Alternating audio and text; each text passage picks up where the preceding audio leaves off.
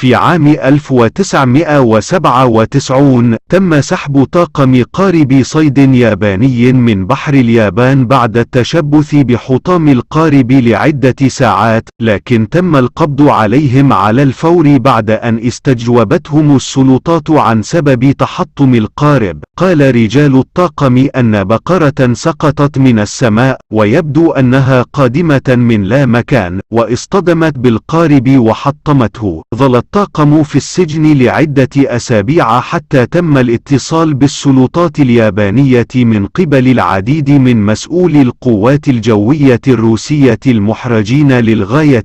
بعد التحريات اتضح أن طاقم طائرة شحن روسية قد سرقت بقرة تجولت بالقرب من مطارهم في سيبيريا وأجبرتها على الصعود إلى طائرتهم قبل الإقلاع في رحلة العودة.